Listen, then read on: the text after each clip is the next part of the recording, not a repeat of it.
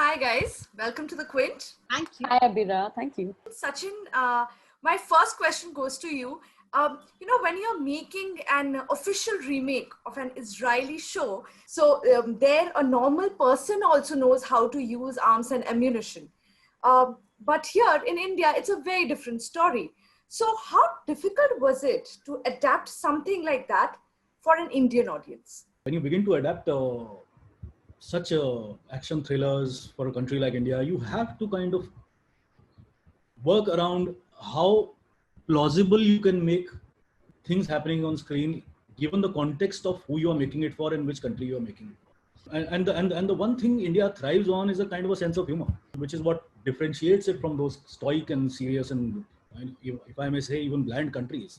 Tried to inject that sense of humor even in the most grim situations. We tried to kind of make things plausible and possible, look possible, by giving characters their quirks, by giving situations those twists, which would seem, which would push the characters into corners. It's like there's a character in this series who's an engineer, who's also a hostage in that house.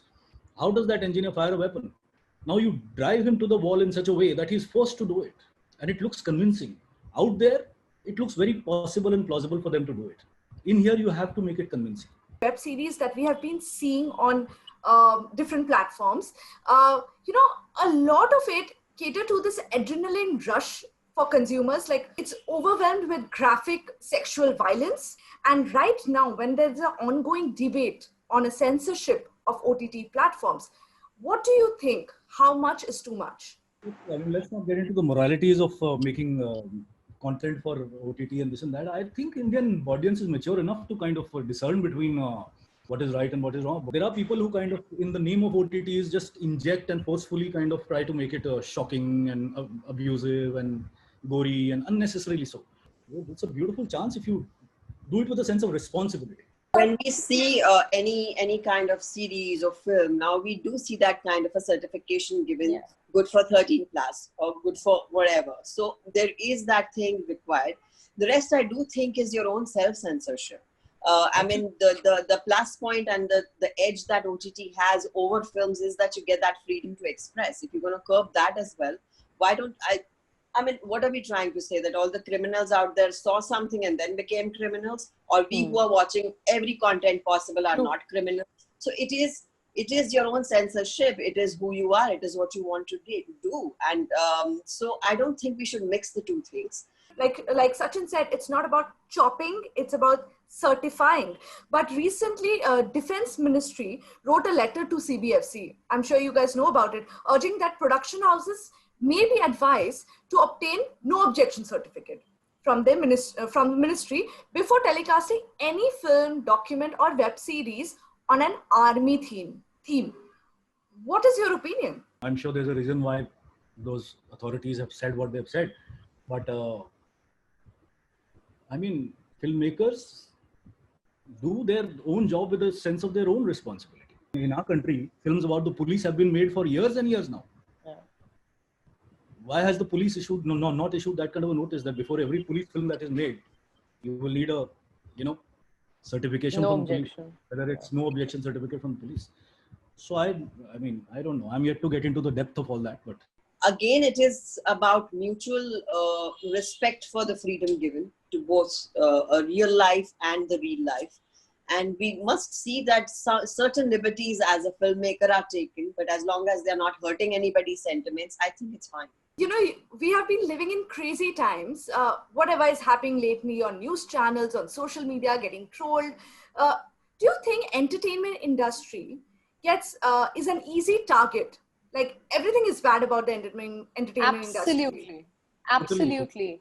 I think some days ago, Producers Guild of India released an open letter, and I stand by it. That's absolutely true. Abira, I'm an outsider who grew up in the industry. There are wonderful people here. Your work gets your work, and every industry, every family, every friend circle has a rotten apple.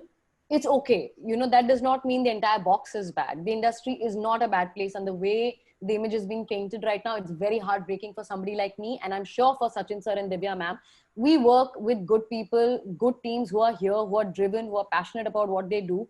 And it's very sad that what general public, you know, they think that, oh, these industry people, all they do is, you know, these vices. And come on, man, do you know what your sons and daughters are doing? Stop painting the industry so badly. I mean, when I came in the industry, my parents were very skeptical about sending me here. Pata nahi kaisi industry hai. It's when you come in here, you know the hard work everyone's putting in to make a film. Everyone is doing their job like amazingly. How much employment people get out here, and it's one place where I never felt I'm a woman and that one is a guy. I've done like intimate scenes with only men on the set, not feeling this much conscious because they make you so comfortable, because everyone is looking over you. So why are we forgetting these beautiful things? Why are we forgetting there's everyone with creative minds wanting to make something nice? There are good people out there as well. So as Shweta said, there can be a rotten apple here, there, everywhere. I mean, you go and check out the most noblest of professions. Don't you find rotten apples there? Of course you do. But you're not talking about them because they're not interesting enough. You don't know about them. I mean, I'm supremely proud of where I belong, and this industry has given us like everything. Stand in solidarity with the industry. Thank you so much, guys. Thank you for talking to The Quint. Thank you. Thank you, sir.